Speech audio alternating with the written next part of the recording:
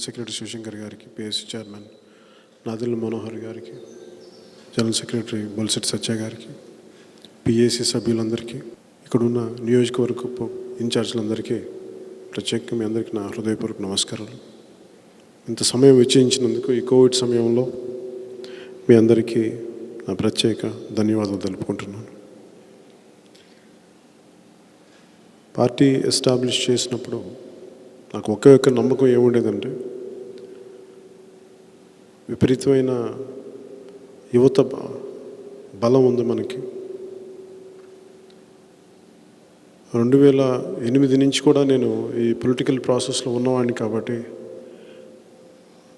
గతం నుంచి నేర్చుకున్న పాఠాలు ఎక్కడ మనం సరిదిద్దుకోవాలి, వీటన్నిటిలో భాగంగా 2014 నుంచి కూడా అందరు నన్ను అడిగేది, పార్టీ నిర్మాణం జరగట్లేదు ఇది అంటే, పార్టీ నిర్మాణం అన్న పదానికి ఇందాక శివశంకర్ గారు చెప్పినట్టుగా నెంబర్సే అనుకుంటే ప్రతి చోట నింపేయచ్చు.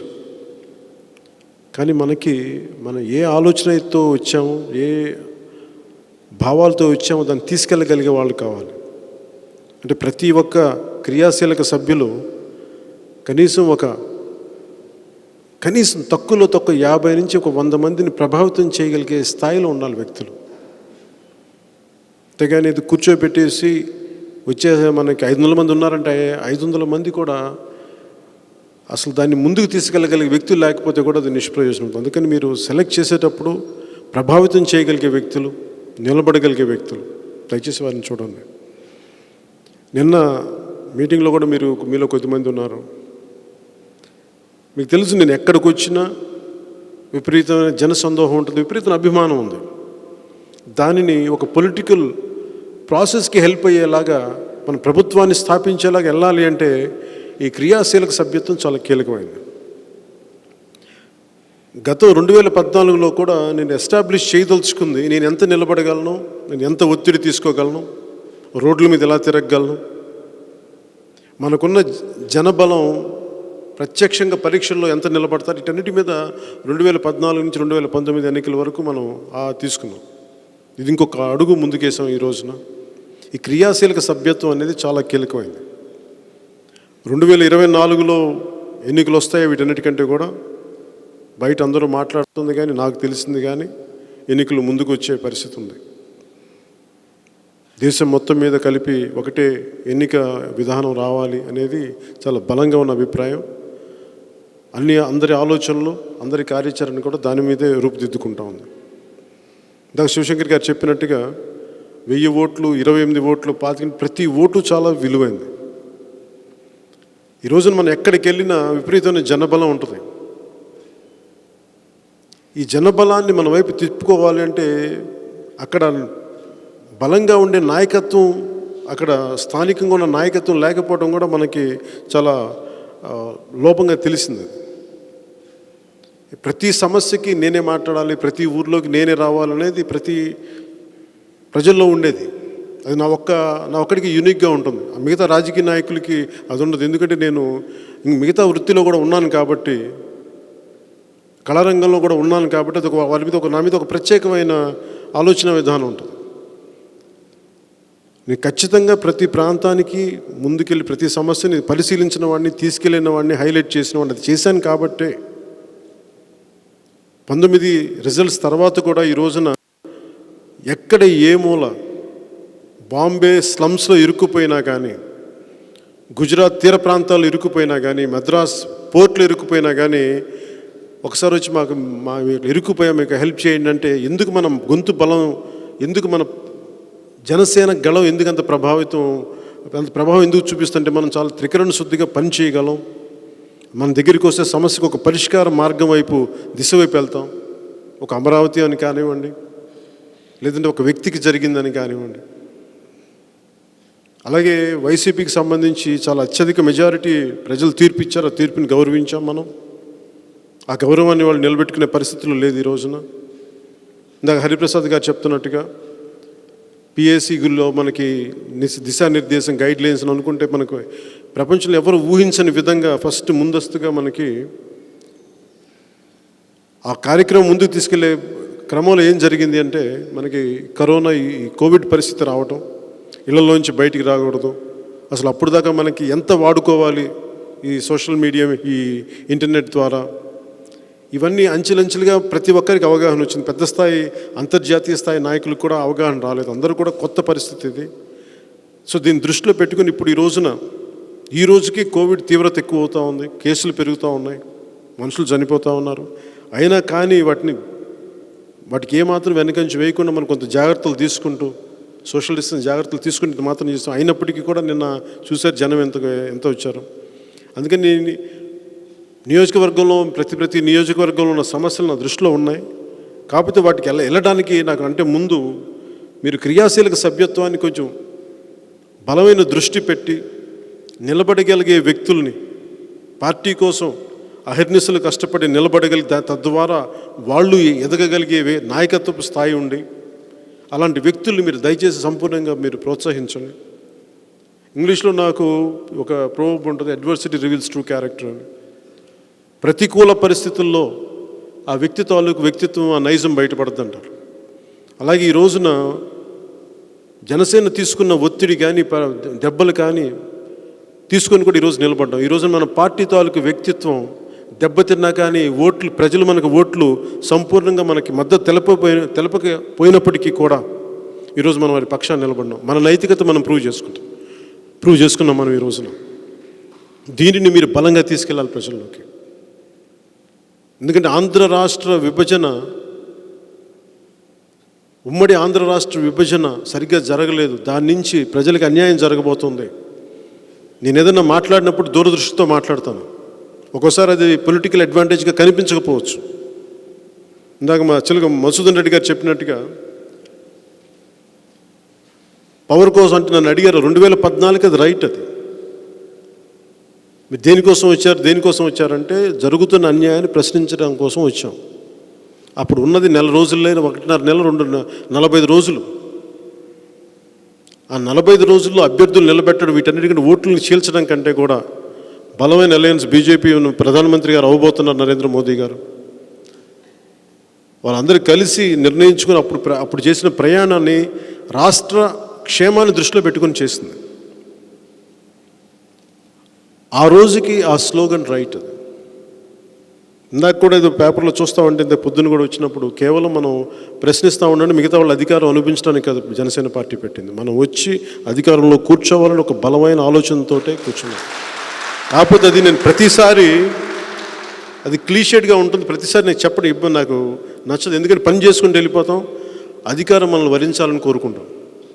అంతేగాని ప్రతిసారి కూర్చోబెట్టి మీరు మన చేత పనులు చేయించుకోండి, మీరు ప్రశ్నించండి, మేము ఓట్లు మిగతా పార్టీలకి వేస్తాం, అలా కాదు. మీరు చెప్పాలి, ప్రజలు కూడా చెప్పాలి. మేము మీకోసం నిలబడ్డాం, మీకోసం. చూశారు కదా మిగతా పార్టీస్ ఎలా ఉన్నాయో. చాలా దశాబ్దాలు నుంచి ఉన్న తెలుగుదేశం పార్టీ కూడా ఈ రోజున క్షేత్రస్థాయిలో ముందుకెళ్ళడానికి ఎంత ఇబ్బంది పడుతుందో మీకు తెలిసిన విషయం. ఒక్క జన సైనికులు మటుకే ఎలాంటి ఒత్తిళ్ళు ఉన్నా కానీ, ఎలాంటి బెదిరింపులు ఉన్నా కానీ, అది కడప దగ్గర నుంచి కర్నూలులో కానీ ఎక్కడైనా సరే, ఏ మారుమూల అమలాపురం కానీ ఎక్కడున్నా కానీ చొక్కా తీసి నిలబడుతుంది ఒక జన సైనికుల మటుకి. అలాంటి జన సైనికుల్ని మీరు ఈ క్రియాశీలక సభ్యులుగా పెట్టండి. చాలామంది వదిలేశారు, కానీ మన జన సైనికులు మనల్ని వదలరు. అందుకని ఆ జన సైనికులకి అత్యున్నత గౌరవం ఇద్దాం మనం. అలాగే కొంతమంది ఇండివిజువల్ నేనంటే ఇష్టం ఉండి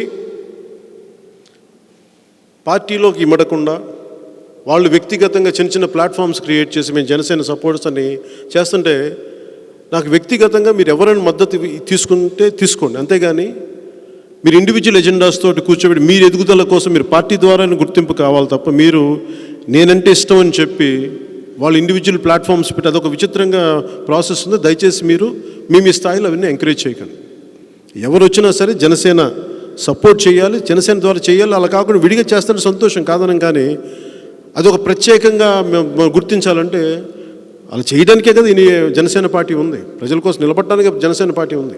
అందుకని దయచేసి అలాంటి వాళ్ళని మీరు ఇబ్బంది ఉంటే మీరు ఖచ్చితంగా మద్దతు ఇవ్వండి, అలా మంచి పని చేస్తే సహకరించండి. కానీ వాళ్ళు ఇండివిజువల్గా ప్రవర్తిస్తే మటుకు దయచేసి వాళ్ళని ప్రోత్సహించకండి. ఇది నేను వాళ్ళకి దయచేసి ఈ సమావేశ ముఖంగా వాళ్ళకు కూడా తెలియజేస్తున్నాను. ఎందుకంటే మేము ఇంతమంది కలిసి, నేను లక్షలాది మంది కలిసి, నేను కర్ణాటకకి వెళ్ళినా, తమిళనాడుకి వెళ్ళినా, తెలంగాణ మారుమూల ప్రాంతాలకు వెళ్ళినా, నాకు ఎక్కడైనా సరే నేనంటే ఇష్టపడే అభిమాన జనం చాలా బలంగా ఉంటారు. కేవలం కొన్ని నియోజకవర్గాలకు, కొన్ని జిల్లాలకు పరిమితమైన వ్యక్తిని కాదు నేను. దయచేసి ఈ ఇండివిజువల్ ప్లాట్ఫామ్స్ నడిపే వ్యక్తులు దీన్ని కూడా మీరు దృష్టిలో పెట్టుకోవాలి. విదేశాల్లో ఎక్కడికి వెళ్ళినా సరే, గతంలో కూడా నేను హార్వర్డ్కి వెళ్ళినా మీకు తెలుసు ఎంత అభిమానం బలం మూల నుంచి వచ్చారు. యుఎస్ నలుమూలల నుంచి కొన్ని వేల కిలోమీటర్లు ప్రయాణం చేసి వచ్చిన వాళ్ళు ఉన్నారు. సో ఈ అభిమానం భగవంతుడు మనకి ఇచ్చింది. నేను దాన్ని చాలా పదిలంగా చూసుకుంటాను ఆ అభిమానాన్ని. సో ఇలాగా కొద్దిమంది బయటకు వచ్చి మేము ఇండివిజువల్గా చేసేసుకుంటాం అనే వ్యక్తులకు నేను చెప్తుంది, ప్రతి రాష్ట్రంలో ప్రతి మారుమూల నన్ను ఇష్టపడే అభిమానులు ఉన్నారు. కానీ కొద్దిమంది దీన్ని మేవే అని అనుకొని మీరు దాన్ని మా మీద ఒకలాంటి ఒత్తిడిగా తెస్తే దాన్ని నేను భరించే వ్యక్తిని కాదు. దయచేసి మీరు అలాంటి ఏకపక్షంగా ఉండేప్పుడు దయచేసి అలాంటి వ్యక్తులు మీ విధానాలను సరిదిద్దుకొని జనసేన మెయిన్ స్ట్రీమ్లోకి రండి మీరు అందరూ కూడా. అలాగే సోషల్ మీడియా ప్లాట్ఫామ్స్లో కూడా రకరకాలుగా నేను కొంతమందికి ప్రాధాన్యత ఇచ్చాను, ఇవ్వలేదు, వీటన్నిటికంటే కూడా నేను చాలా మాటలు నా దృష్టికి వస్తూ ఉంటాయి. నేను రిపోర్ట్స్ తెప్పించుకుంటూ ఉంటాను. సోషల్ మీడియాలో మాట్లాడే ఇవన్నీ చూస్తూ ఉంటే ఒక లక్ష్యం వైపు వెళ్తున్నప్పుడు మనలో మనమే కొట్టుకుంటాం. అంటే ఒక 100 మంది కలిసి ముందుకు వెళ్దాం, మనం ఒక శత్రు సమూహాన్ని ఛేదిద్దాం అని అనుకుని ముందుకెళ్తాం. మనలో మనం కొట్టుకుంటామంటే ముందుకు ఎక్కడికి వెళ్తాం? అడుగు కూడా ముందుకే, ఇక్కడే ఆగిపోతాం. అందుకని సోషల్ మీడియాలో కూడా దయచేసి ఎవరు కూడా ఇండివిజువల్ స్టేట్మెంట్స్ దయచేసి మీకు ఒక నాయకులు నచ్చకపోతే అది మీరు మాకు తెలియజేయండి, అది మేము మాట్లాడతాం. అంతేగాని ఒకవేళ నిజంగా మీరు మాట్లాడాలి, పార్టీలో ఉన్న నాయకుల గురించి మీరు మాట్లాడాలి అని అనుకుంటే దయచేసి జనసేన నుంచి మీరు వెళ్ళిపోయి బయట మాట్లాడుకోండి. అందుకే జనసేనలో ఉంటే జనసేన తిడితే మటుకు ఖచ్చితంగా కుదరదు. దీనికి నేను ప్రత్యేకించి చెప్తున్నాను, ఒక 100 మంది వెళ్ళిపోతే నేను బలహీనపడే వ్యక్తిని కాదు. నేను 100 మంది వెళ్ళిపోతే 1000 మందిని తీసుకొచ్చే బలం ఉన్నవాడిని. దయచేసి అది మర్చిపోకండి. ఆ భయాలు నాకు లేవు. ఎందుకంటే అందరినీ గెడ్డం పుచ్చుకొని బతిమలాడడం నాకేం సరదా కాదు. రాజకీయాలు బాధ్యత, రాజకీయాలు నాకు చాలా బాధ్యతతో ఉన్న రాజకీయాలు. దయచేసి ప్రతి ఒక్కరు కూడా దీన్ని మీరు కూడా ఇదే స్ఫూర్తిని తీసుకెళ్ళండి. అలాగే స్థానికమైన పంచాయతీ ఎన్నికల్లో కూడా చాలామందికి బాధ్యతలు ఇచ్చినప్పుడు మిగతా పార్టీల వారిని కూడా ఎవరైనా వస్తానంటే సంపూర్ణంగా ఆహ్వానించండి. ఆహ్వానించేటప్పుడు కూడా మీరు తీసుకోవాల్సిన జాగ్రత్తలు ఏంటంటే, స్థానికంగా మన కోసం సంవత్సరాల తరబడి పనిచేసిన జన సైనికులు ఉన్నారు, వారి మద్దతును కూడా తీసుకోండి. దయచేసి వారిని ఇబ్బంది పెట్టి కానీ వారిని, ఎందుకంటే కొంతమంది వేరే పార్టీ వ్యక్తులను తీసుకొస్తున్నప్పుడు మనల్ని విపరీతంగా పచ్చిబూతులు తిట్టేసి మళ్ళీ వాళ్ళని తీసుకొచ్చి వాళ్ళ కింద వీళ్ళు పని చేయమంటే ఖచ్చితంగా చేయరు. దయచేసి దాన్ని కూడా మీరు దృష్టిలో పెట్టుకొని అలాంటి పరిస్థితులు ఎవరైనా నేను ఆహ్వానిస్తాను. ఖచ్చితంగా మన భావాలను నచ్చి, పార్టీ భావజాలను నచ్చి వస్తానని సంపూర్ణంగా ఆహ్వానించే వ్యక్తిని మన సమూహం. అందుకని దీన్ని కూడా దృష్టిలో పెట్టుకొని పార్టీని ఇష్టం వచ్చినట్టుగా తిట్టేస్తే ఖచ్చితంగా ఒకవేళ అలాంటి తప్పులు ఉంటే మళ్ళీ వాళ్ళు వెళ్ళి ఆ కార్యవర్గానికి లేదంటే జన సైనికులు చెప్పి మేము ఇట్లా వద్దాం, గతంలో మేము తప్పులు జరిగిన ఆ వివరణ ఇవ్వకుండా మటుకు దయచేసి డైరెక్ట్ లోపలికి తీసుకొచ్చేస్తే మటుకు నేను నా కోసం నిలబడ్డ జన సైనికులు నేను కోల్పోవడం నాకు ఇష్టం లేదు. నాకు మనస్ఫూర్తిగా చెప్తాను. జన సైనికులు నేను ఎందుకు నమ్ముతున్నానంటే, తెలంగాణలో కూడా 2014 ఎన్నికల్లో స్థానికంగా ఇప్పుడు అధికార పార్టీకి వెళ్ళిపోయిన నాయకులు కూడా నా దగ్గరికి వచ్చి, గతంలో వేరే పార్టీల నాయకులకు వచ్చి మీ మద్దతు కావాలి మాకు, ఎందుకంటే యువత మీరంటే అభిమానం ఉన్న యువత మాకు రావాలంటే మనస్ఫూర్తిగా చేస్తే యువత వాళ్ళకి ఓట్లేసి ఎమ్మెల్యేలు అయ్యారు వాళ్ళందరూ. సో అంత బలం ఉన్న, అంటే అంత కమిటెడ్ యువత వాళ్ళు. నేను ఏదైనా ఒక మాట చెప్తే వాళ్ళు ఖచ్చితంగా చేసే వ్యక్తులు. అందుకని వాళ్ళు దయచేసి వాళ్ళ మనోభావాలను మీరు గాయపరచకుండా, లేదంటే ఒకసారి వాళ్ళ భావోద్వేగాలు ఎక్కువైతే ఎంతో కొంత వివరించి దయచేసి మీరు ఇలాంటి పరిస్థితులు తీసుకురండి. అంతేగాని కేవలం మనం ఏదో రకరకాల వ్యక్తులు వచ్చేస్తానే కంటే కూడా దీన్ని కొంచెం జాగ్రత్తగా ముందుకు తీసుకెళ్ళమని కోరుకుంటా ఉన్నాను. ముఖ్యంగా నేను ఎప్పుడు ఒక్కరి బలాన్ని నన్ను నమ్మను, నేను ఉమ్మడి బలాన్ని నమ్ముతాను. నేను ఎప్పుడు, ఎందుకంటే నేను ఒక్కడనే గెలుపు లేదా ఒక్కడమే చేయాలి నేను ఎప్పుడు అనుకో. సమిష్టి కృషితో ఏదైనా సాధ్యం. అందుకని ప్రతి నియోజకవర్గంలో కూడా మీరు చాలామంది స్థానికంగా ఉన్న నాయకులందరినీ దయచేసి మీరు కలుపుకెళ్ళండి, దయచేసి సమిష్టిగా చేద్దాం. అలాగే పక్క జిల్లా నుంచి నాయకులు, లేదంటే పక్క నియోజకవర్గ నాయకులు, ఉదాహరణకి తూర్పుగోదావరి జిల్లా చేసినది విధానం నాకు చాలా అద్భుతంగా నచ్చింది. ఒక రాజోలు నియోజకవర్గానికి మిగతా నియోజకవర్గం నుంచి నాయకులందరూ వెళ్ళి కూర్చోబెట్టి చేస్తే ఇంత బలంగా ఒక భరోసా వచ్చింది అందరికీ. అలాగే భవిష్యత్తులో ఈ పిఎస్సికి సంబంధించి ఒక 2 వారాల్లోపు ఒక ప్రత్యేకమైన మీటింగ్ పెట్టుకుందామని ఒకసారి ప్రతిపాదిస్తున్నాను. దాన్ని బట్టి మీరు ఒకసారి అందరితో మాట్లాడండి. ఒకసారి ఈ ప్రస్తుత ప్రభుత్వంలో ఉన్న మనకి మద్యం కానీ,